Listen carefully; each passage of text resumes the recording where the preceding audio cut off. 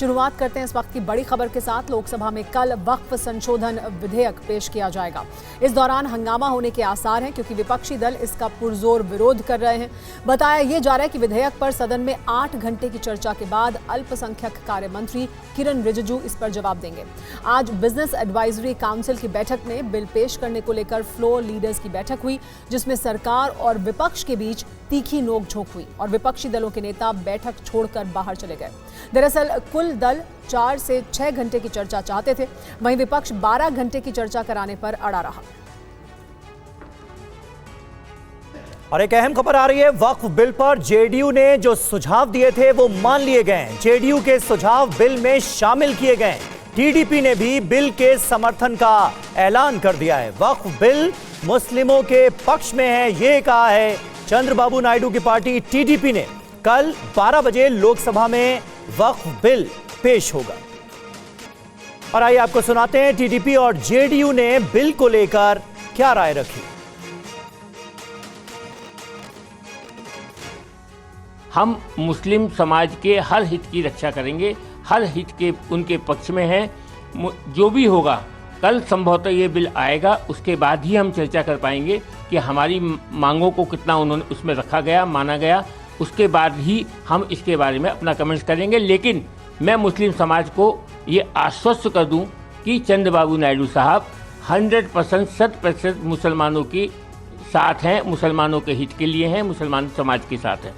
क्या आप बिल को समर्थन करेंगे जब पार्लियामेंट में विरोध करेंगे? बिल आने के बाद ही इस पर निर्णय लिया जाएगा। इस विषय में पार्टी के जो सदन में नेता हैं, ललन सिंह जी हैं, वो चिंताएं उनसे भी शेयर की गई हैं। हमें उम्मीद है कि जो वक्फ बोर्ड बिल है उसमें जेडीयू की चिंताएं वो भी सम्मिलित हों।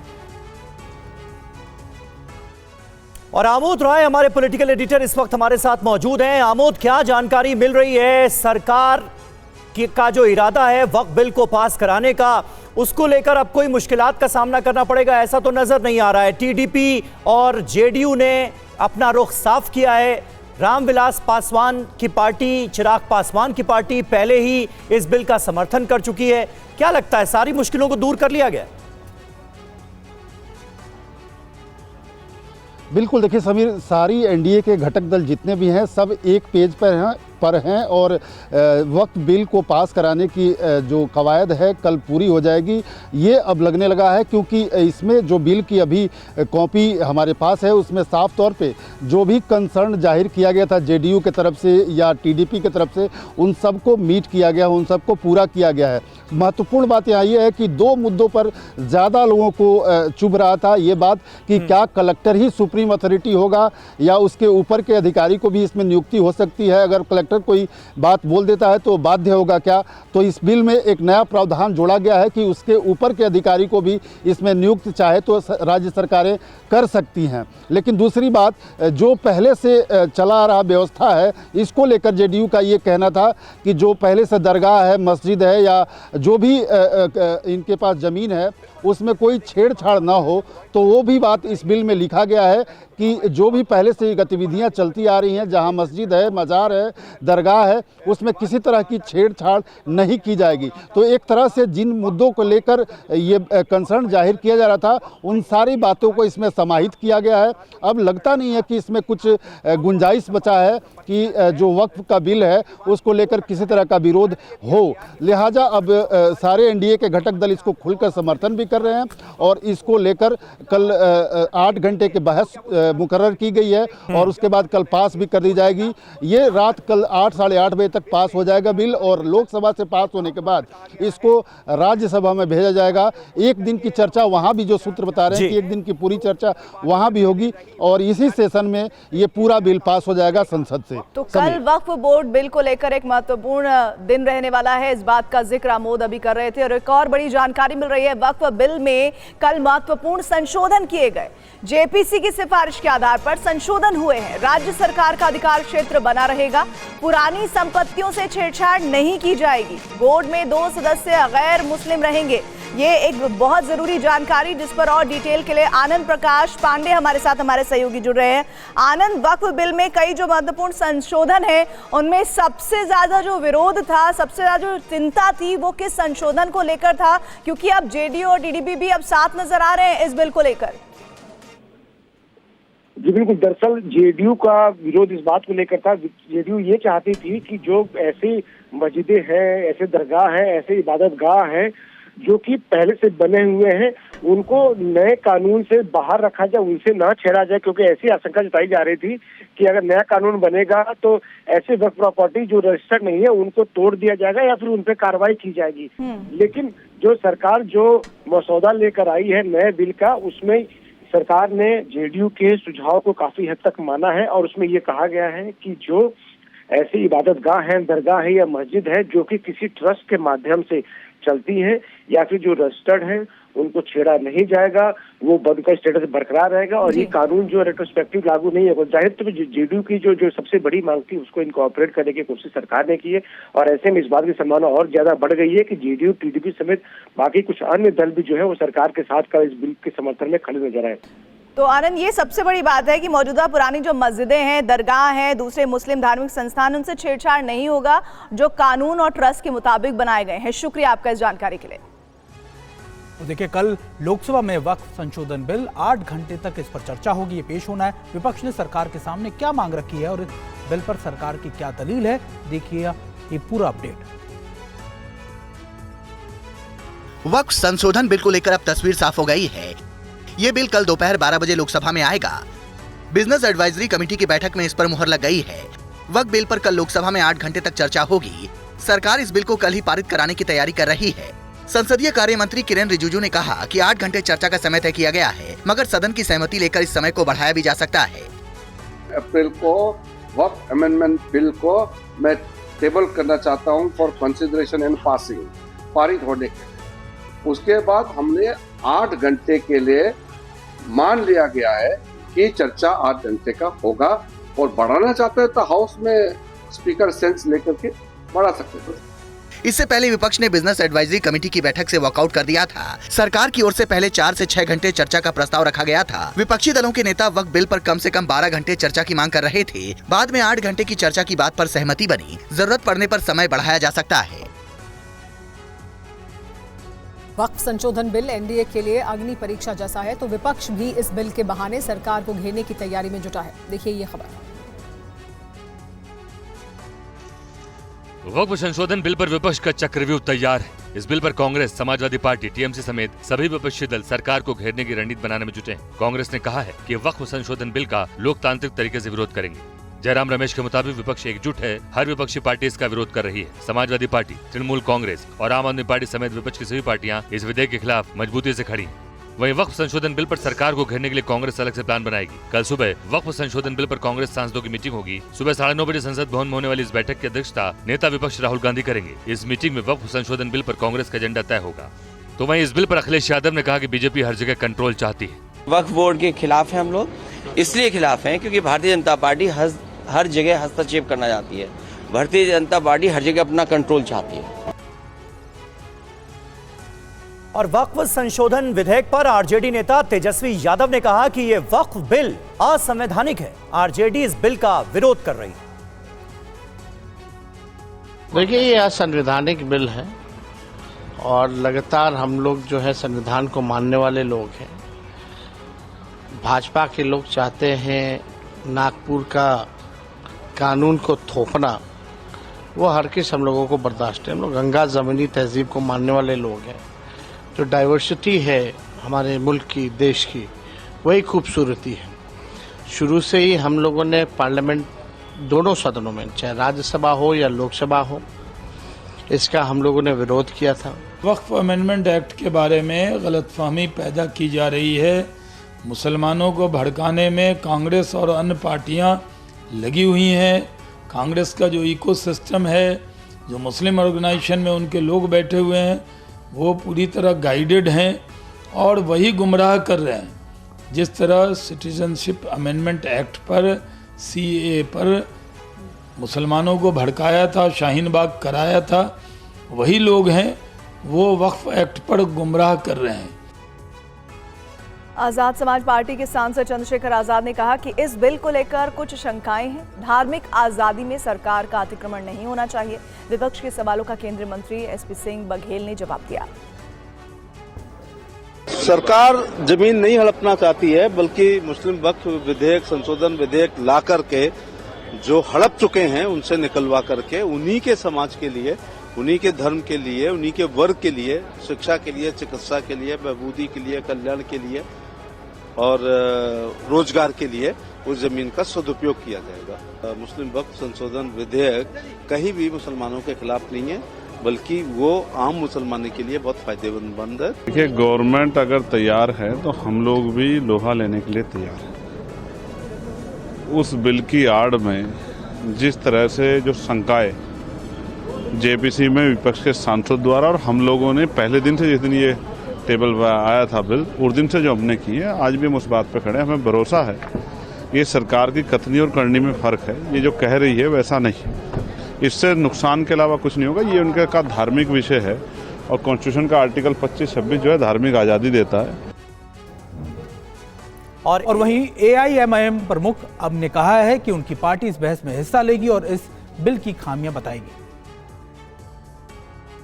हम तो बराबर डिबेट में हिस्सा लेंगे, अमेंडमेंट्स भी मूव करेंगे और हम उसमें पूरा अपनी बात को रखेंगे दलील के साथ और बताएंगे कि कैसा ये बिल अनकॉन्स्टिट्यूशनल है। बड़ा इमोशनल कनेक्ट है वक्फ का मैटर्स का मुस्लिम समाज से, क्योंकि ये हमारे लिए एक इबादत है। ये नमाज की तरह नहीं और इबादत है ये।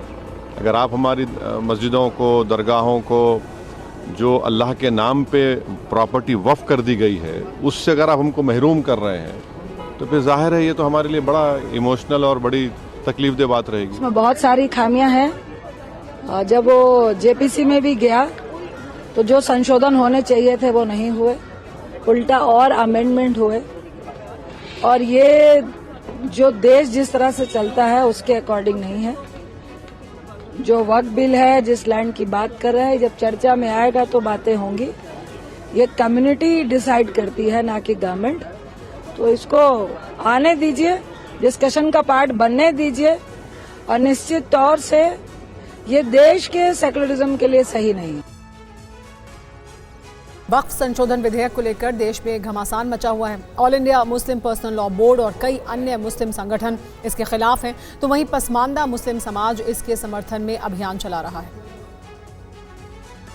पसमानदा मुस्लिम समाज का मानना है कि वक्फ संशोधन बिल वक्फ संपत्तियों के बेहतर प्रबंधन का रास्ता साफ करेगा और समाज के पिछड़े तबकों को शिक्षा, स्वास्थ्य, रोजगार और आर्थिक सहायता के अधिक अवसर उपलब्ध कराएगा। पसमानदा समाज के अनुसार वर्षों से अब तक वक्फ संपत्तियों पर ऊंची जाति के प्रभावशाली लोगों का कब्जा रहा है और उन्होंने इन संपत्तियों का लाभ जरूरतमंदों तक नहीं पहुँचने दिया है। वो मुस्लिम समाज को गुमराह करने का प्रयास कर रहे हैं।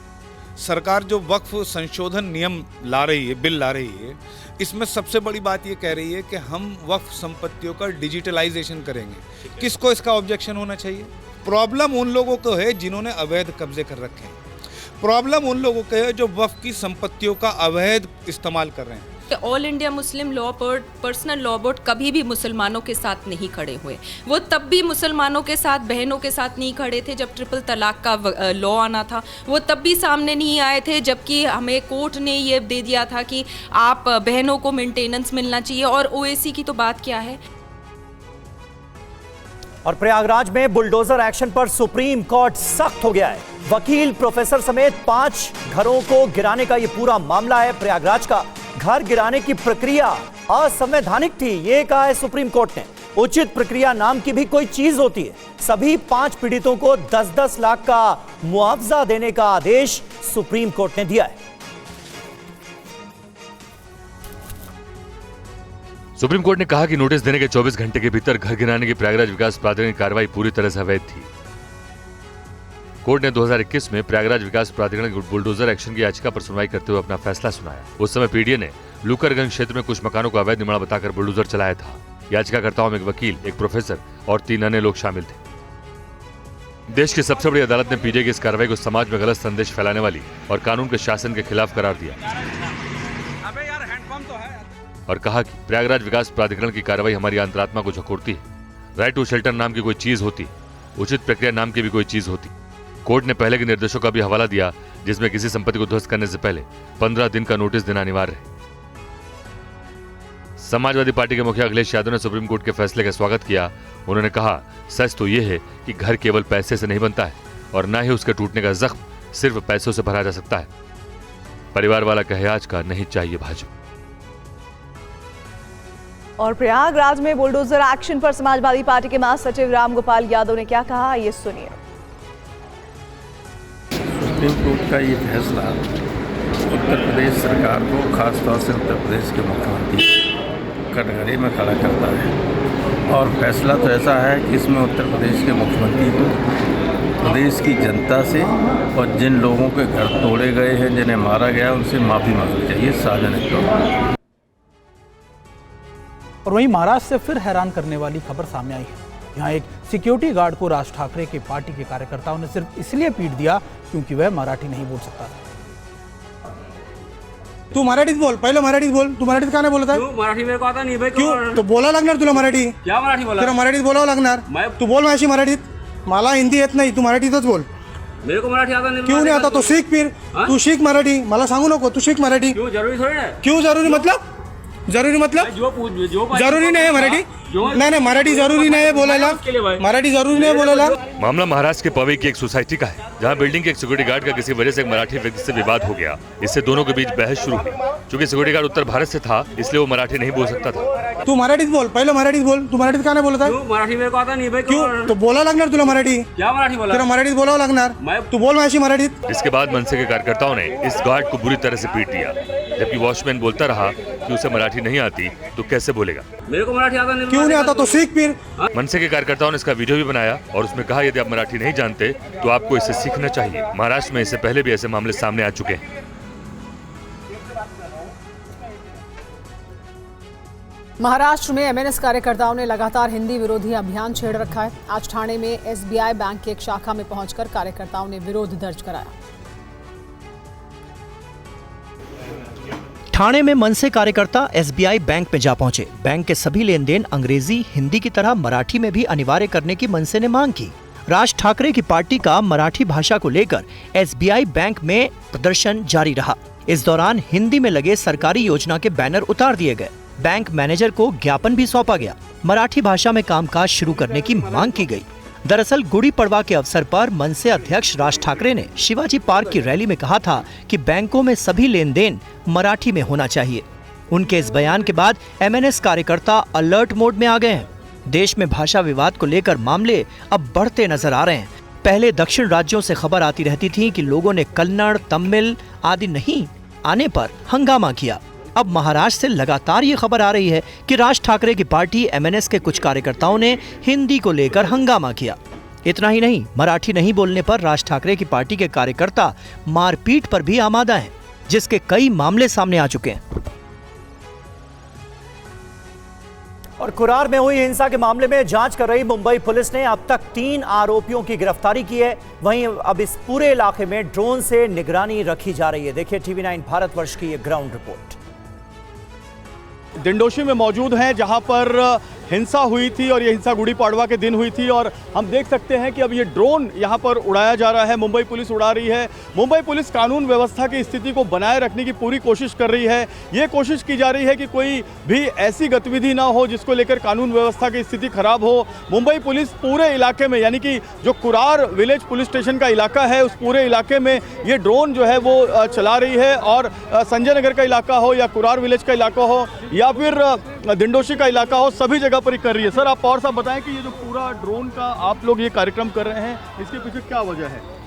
ये इसके पीछे ये वजह है कि जो आने वाले समय में जो त्यौहार आ रहे वो त्यौहार शांतता से अपना ये हो जाए, लॉ एंड ऑर्डर का कोई इशू ना हो। इसी के मद्देनज़र से हम ड्रोन के माध्यम से अपने कुरार पुलिस स्टेशन अंतर्गत जो जितने भी परिसर है, हर परिसर में जहाँ इमारतें, छोटे घर है, जहाँ गली है, ऐसे हर जगह पे हम निगरानी रखने का काम ड्रोन के माध्यम से कर रहे हैं। देवास में सरकारी महाविद्यालय में जुजैर नाम के प्रोफेसर के खिलाफ धार्मिक भावना आहत करने के आरोप लगे हैं। इस मामले में सख्त कार्रवाई की मांग की गई है। प्रोफेसर जुजैर पर आरोप है कि उसने अपने पैरों से भगवान श्री कृष्ण की रंगोली मिटाई, जिसका सीसीटीवी फुटेज भी है। सीसीटीवी फुटेज में देखा जा सकता है कि आरोपी प्रोफेसर किस कदर गुस्से में आग बबूला होकर पैरों से रंगोली मिटा रहे हैं। घटना के बाद अब प्रोफेसर जुजैर अली के खिलाफ शिकायत की गई है। इन पर यह भी आरोप है कि ये देश के खिलाफ भी आपत्तिजनक टिप्पणी करते हैं। वीडियो वायरल हुआ है वो शासकीय महाविद्यालय कन्नौज के आंतरिक परिसर का ही है, और जो वीडियो पैरों से मिटाया जा रहा है उसमें हमारे महाविद्यालय के श्री जुजैर अली रंगवाला सहायक प्राध्यापक रसायन शास्त्र के टीचर हैं, और स्क्रीनशॉट जो उनके द्वारा लगाए गए थे वो भी उन्हीं के हैं। वहीं इस मामले पर मध्य प्रदेश सरकार के कैबिनेट मंत्री विश्वास सारंग ने कहा है कि आरोपी के खिलाफ सख्त कार्रवाई होगी। मामले की जांच की जा रही है।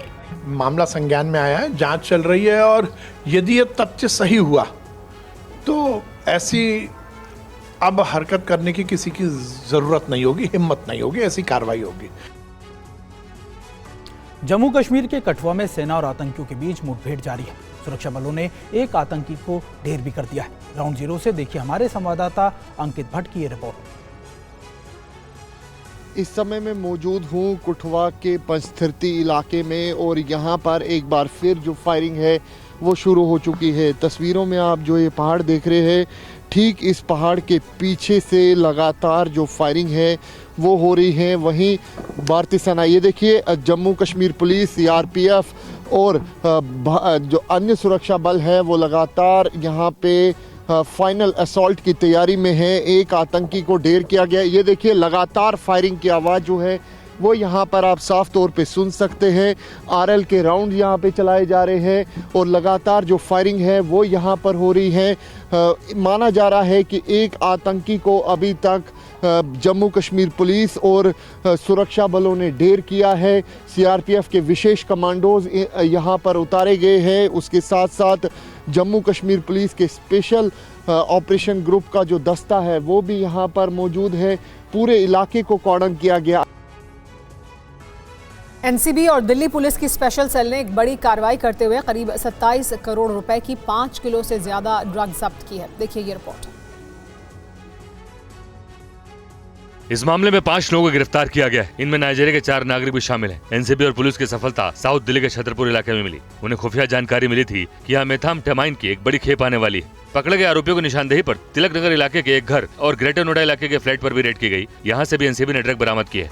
एनसीबी ये कोशिश कर रहा है जानने की आखिर इन लोगों का नेटवर्क कहां-कहां जुड़ा हुआ था, क्योंकि दिल्ली की हाई प्रोफाइल पार्टीज में, रेव पार्टी में और इसके अलावा जो युवाओं की पार्टी होती थी, युवाओं को खासतौर से टारगेट करके उनको ड्रग्स की सप्लाई की जाती थी। एमडीएमए इस वक्त सबसे ज्यादा प्रचलित ड्रग्स, और इसी ड्रग्स की एक बड़ी खेप भी इस अफ्रीकन किचन से जो एनसीबी और स्पेशल सेल है उसको मिली है। फिलहाल पुलिस जानने की कोशिश कर रही है कि जो ड्रग्स है वो ये लोग कहां से लाते थे। इतनी हाई क्वालिटी का ड्रग्स और इतनी बड़ी मात्रा में ड्रग्स आखिर इनको कहां से मिलता था, दिल्ली में किन किन इलाकों में और किन किन लोगों को ये ड्रग्स सप्लाई की जाती थी, और दिल्ली के बाहर कहां पर ये ड्रग्स सप्लाई की जाती थी। और दिल्ली के झंडेवालान एक्सटेंशन इलाके में आज भीषण आग लग गई। एक बिल्डिंग के साथ साथ कई गाड़ियां जलकर खाक हो गई। आग सबसे पहले इस बिल्डिंग में ही लगी। पलक झपकते ही 4 मंजिला ये बिल्डिंग पूरी तरह से आग की चपेट में आ गई और फिर आग सड़क पर फैल गई, जिसकी वजह से पार्किंग में खड़ी कई कारों में आग लग गई। दोपहर तकरीबन 2:30 बजे के आसपास फायर विभाग को जानकारी मिली थी कि झंडेवाला इलाके में एक 4 से 5 मंजिला इमारत में आग लगी है। मामले की जानकारी मिलने के बाद फायर विभाग की शुरुआत में 6 गाड़ियों को मौके पर रवाना किया गया और अब 15 गाड़ियां जो है मौके पहुंच चुकी है, जो कि लगातार आग पर काबू पाने की कोशिश कर रही है। ये 4 से 5 मंजिला इमारत है जो कि पूरी तरह से जलकर खाक हो चुकी है। बताया जा रहा है कि यहाँ पर नीचे मंजिल के अंदर ICICI बैंक और साथ में डोमिनोज था। उसके अलावा ऊपर की बिल्डिंग फिलहाल खाली बताई जा रही है। स्थानीय लोगों ने आग बुझाने के लिए काफी मशक्कत की, बाल्टियों से पानी भी डाला, लेकिन आग इतनी भयंकर थी कि आग थमने की वजह फैलती ही चली गई। आग की सूचना पर फायर ब्रिगेड की टीम भी मौके पर पहुंची, जिसके बाद आग पर काबू पाया गया। आग किस वजह से लगी ये फिलहाल पता नहीं चल पाया है। पुलिस और फायर ब्रिगेड की टीम मामले की जाँच में जुटी है। अगर देखें तो दिल्ली NCR में एक ही दिन में 4 शहरों में आग लगने की घटना सामने आई है। गुजरात के बनासकांठा की पटाखा फैक्ट्री में ब्लास्ट के बाद आग लग गई। जानकारी के मुताबिक इस हादसे में 17 लोगों की जान गई।